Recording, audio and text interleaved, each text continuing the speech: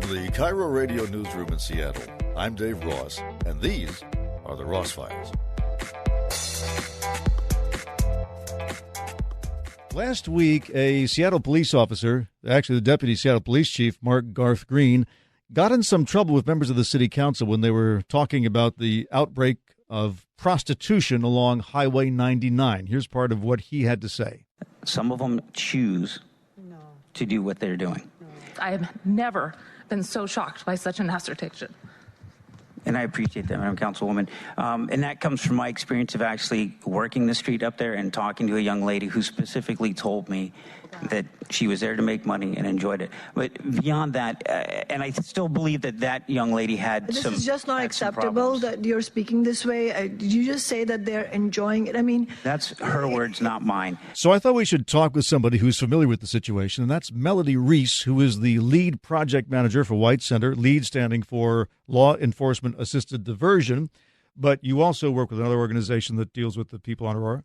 So I am the co-founder of POC SWOP, or POC SWOP, which stands for People of Color Sex Workers Outreach Project. We have a direct harm reduction outreach program called the Green Light Project, where we take folks up to 85th and Aurora, and we walk from there to about 135th and back, talk to the folks working on Aurora, hand out safe sex and safe drug use supplies, snacks, referrals to services, and sort of meet them where they're at, hear their stories, and try to understand where it is they're coming from. All right. So when the deputy chief says that there essentially are women, this is their job. They're doing this voluntarily. Is he right? So there's a nuance here about the issue of choice. None of us choose to operate in a system of capitalism that requires us to work for money, for shelter, for food. So there's a huge spectrum of reasons why people choose or turn to or end up in sex work. And it ranges from being coerced to having it be totally free choice to economic pressures. And that's what we see with most of these people who are on Aurora working the street. They are pressed by the system into really tough economic positions, and they're forced to essentially make a choice under capitalism. And I put choice in quotes. Now you bring up capitalism. So what you're saying is nobody has a choice. I mean, honestly, not really. Nobody can really choose not to work unless you're an heiress.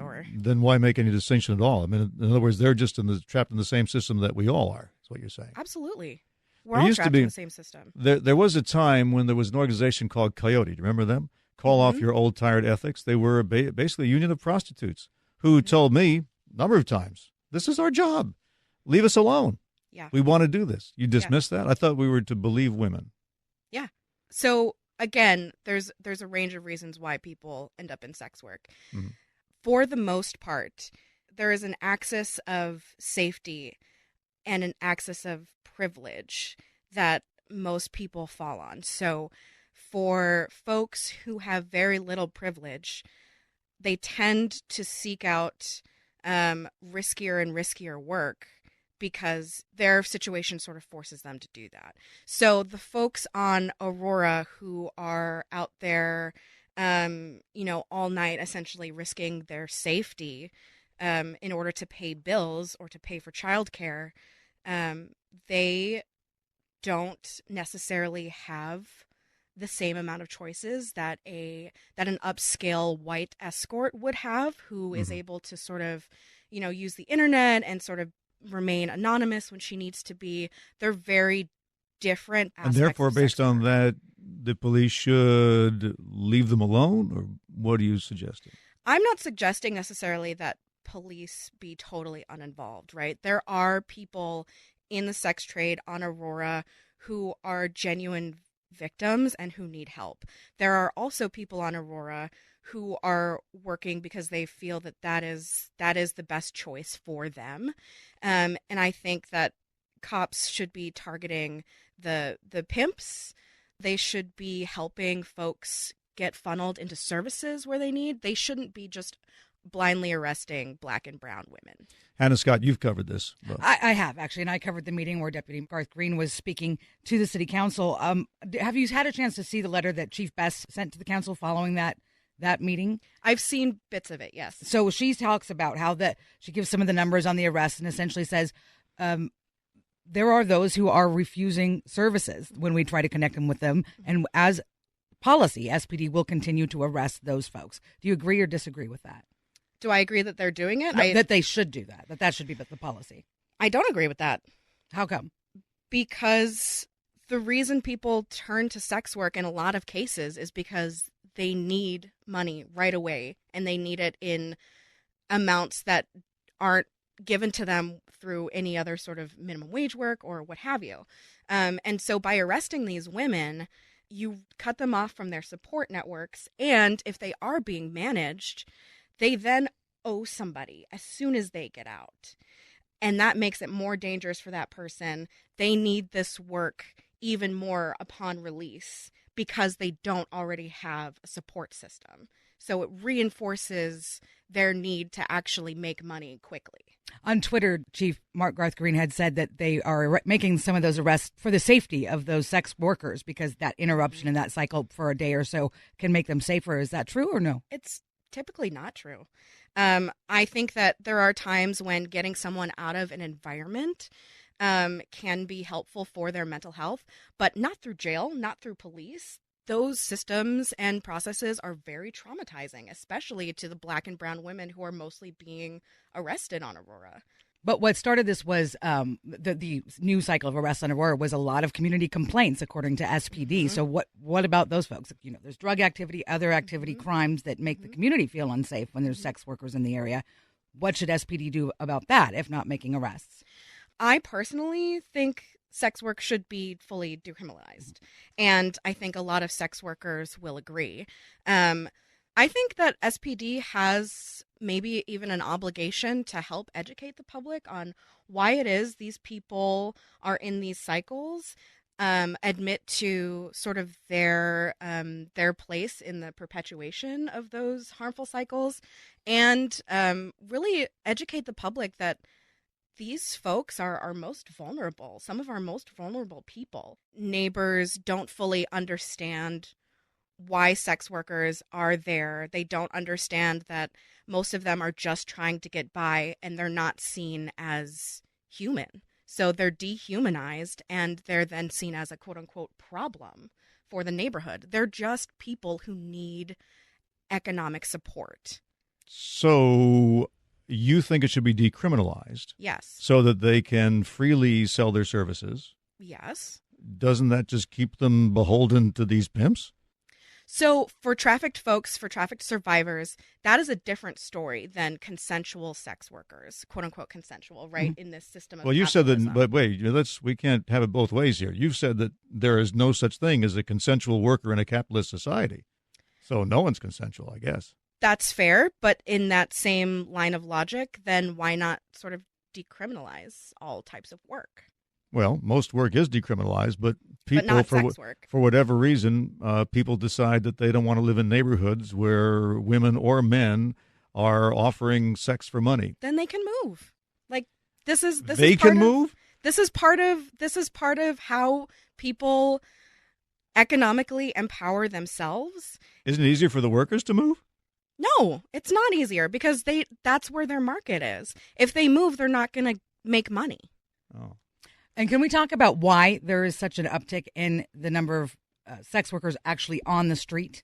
So with the passage of FOSTA SESTA, so the Stop Enabling Sex Trafficking Act, or the Fight Online Sex Trafficking Act, there was a federal seizure of Backpage.com, which a lot of mostly women sex workers were using in order to find their market. So they didn't have to be on Aurora all the time where people know that they can find sex workers.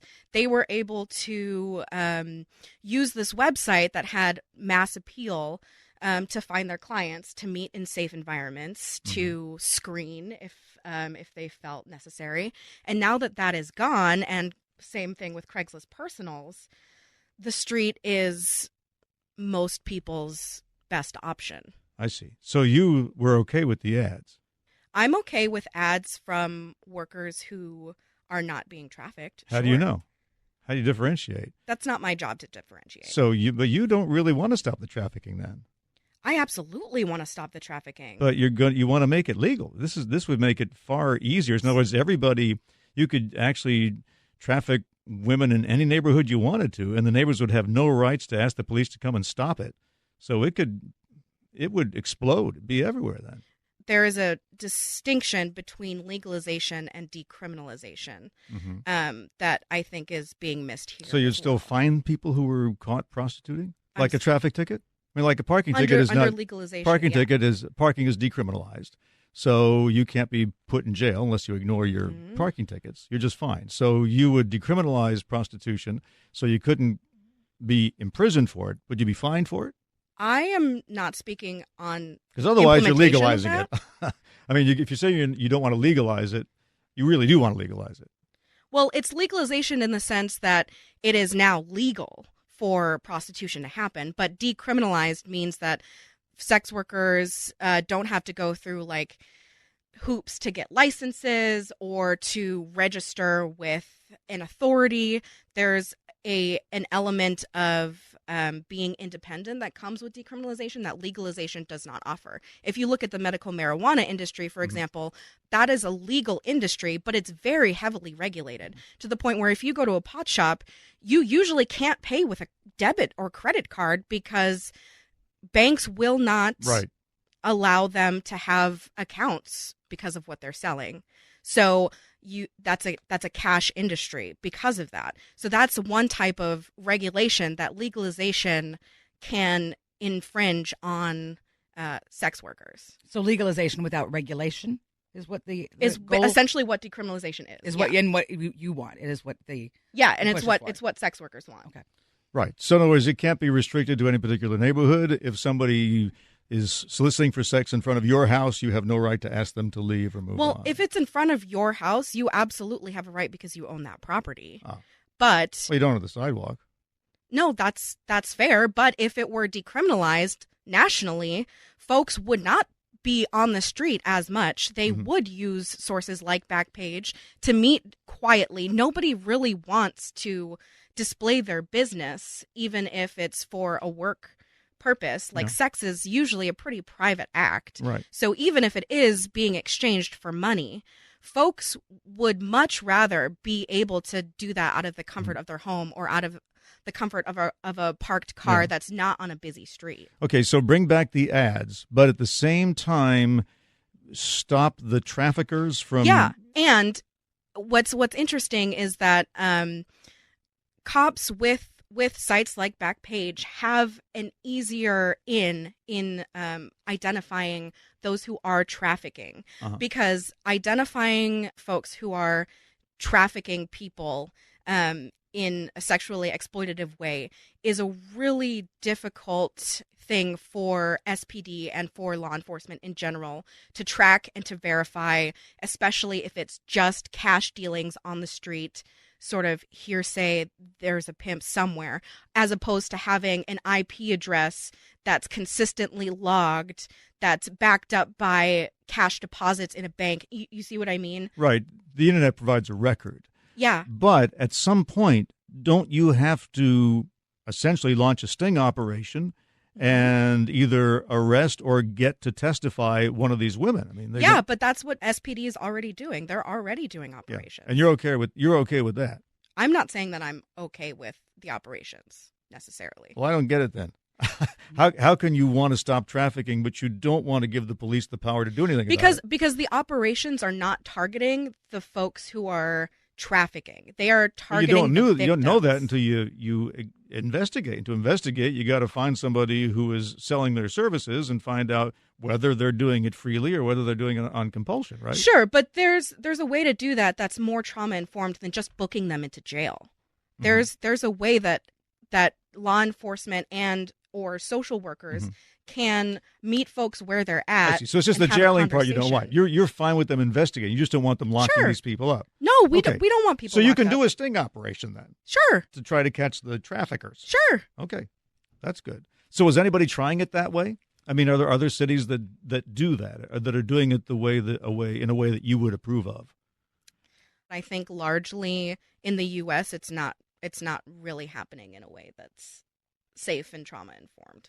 Yeah.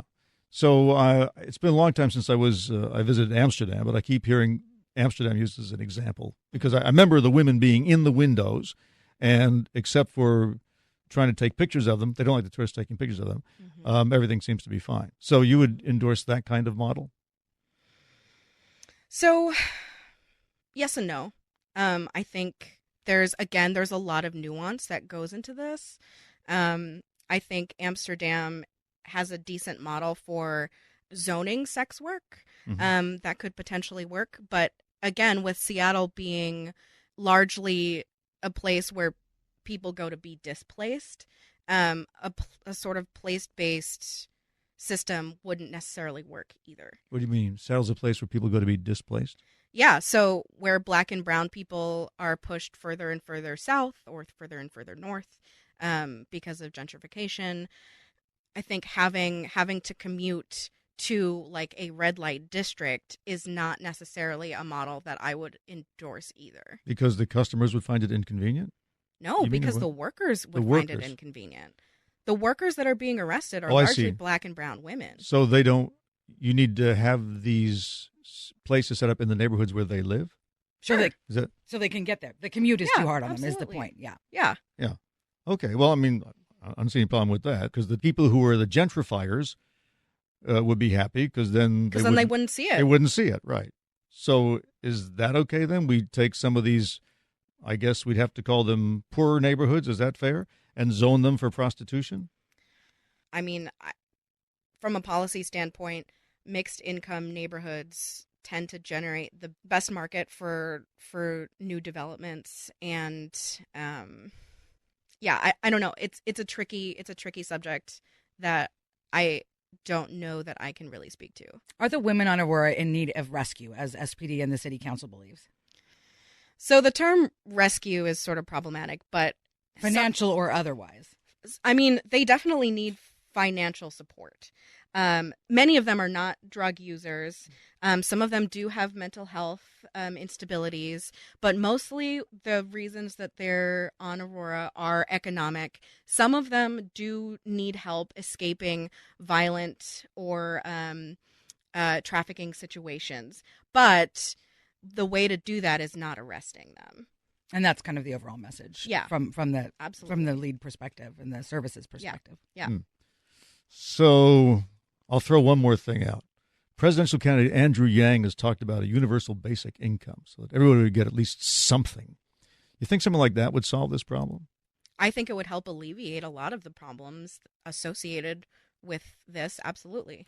If you did something like that, but then there were still people who wanted to engage in sex work, would If there are people who want to engage in sex work at any sort of end of the spectrum, they should be able to do that. they should be able to do that. It's none of the government's business how they earn their living.